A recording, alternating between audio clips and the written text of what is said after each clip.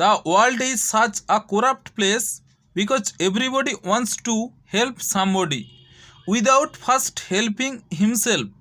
পৃথিবী এমন এক দূষিত জায়গা যেখানে প্রত্যেকেই চাইছে অন্যকে সাহায্য করতে, শুধুমাত্র নিজেকে সাহায্য না করে। প্রশান্ত স্যার এখানে নিজেকে সাহায্য অর্থাৎ নিজেকে জানার কথা বলেছেন। আমরা নিজেরা নিজেদের ঠিকমতো জানি না, কিন্তু অন্যকে জানতে অন্যের কাছে যাই, প্রেমিক প্রেমিকা কিংবা স্বামী স্ত্রী রূপে। নিজেদের রোগের চিকিৎসা না করে অন্যের চিকিৎসা করতে যাই। নিজেরা জানি না জীবন মানে কি, রাগ হিংসা লোভ ইত্যাদি কেন হয়। কখনো গীতা বেদ উপনিষদ পড়িনি। বুদ্ধ যিশু মহাবীর বিবেকানন্দের ভাষাভাষী কিছু কাহিনী ছাড়া কিছু জানা নেই। বুদ্ধ কেন মুক্তির জন্য বেরিয়েছিলেন জানি না। গীতায় বারবার মুক্তির কথা কেন বলা হয়েছে জানি না। কর্ম জ্ঞান কেন এত গুরুত্বপূর্ণ জানি না। আমাদের জন্ম হয়েছে কেন জানি না। আমাদের জন্ম কেন হয়েছে তা আমরা জানি না। আমাদের জীবনের উদ্দেশ্য কী তা আমরা জানি না। তবুও অন্যকে সাহায্য করতে বেরিয়ে পড়ি প্রেমিক প্রেমিকা কিংবা স্বামী স্ত্রীর সন্ধানে। একজন সুস্থ মানুষই অন্যকে সাহায্য করতে পারে, অন্যকে সুস্থ করতে পারে।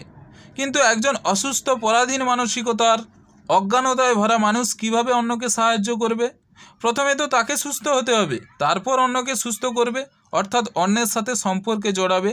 অসুস্থ মানুষ সম্পর্কে জড়িয়ে পড়ে বলে পারিবারিক এত সমস্যা, যা ধীরে ধীরে সমাজে ছড়িয়ে পড়ে। রোগগ্রস্ত অর্থাৎ জ্ঞানহীন পিতামাতা থেকে সন্তান জন্ম নেয়। পিতামাতা জ্ঞানহীন হওয়ার কারণে সঠিক জ্ঞান দিতে পারে না, যে কারণে সন্তানও জ্ঞানহীন হয়। এইভাবে রোগগ্রস্ত সমাজ সৃষ্টি হয়।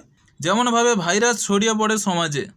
অজ্ঞানতায় সম্পর্ক হয়, তাই তারা জানেও না তারা কোথায় কোথায় ভুল করছে, কিভাবে ভুল সংশোধন করবে। যে কারণে প্রথমে অজ্ঞানতা মেটাতে হবে। বেশিরভাগ স্বামী স্ত্রীর সম্পর্ক একে অন্যের চাহিদা মেটানোর সম্পর্ক। যে সম্পর্কে একে অন্যের চাহিদা মেটাবে, অর্থাৎ একে অন্যের ওপর নির্ভরশীল থাকবে, সে সম্পর্কে আর যাই হোক ভালোবাসা তো থাকবে না। কারণ ভালোবাসা দুজন স্বাধীন মানুষের মধ্যে হতে পারে। একজন যদি অর্থের জন্য অন্যের ওপর কিংবা দেহভোগের জন্য অন্যের ওপর নির্ভরশীল থাকে, তবে তাদের মধ্যে কিভাবে প্রকৃত ভালোবাসা সৃষ্টি হবে?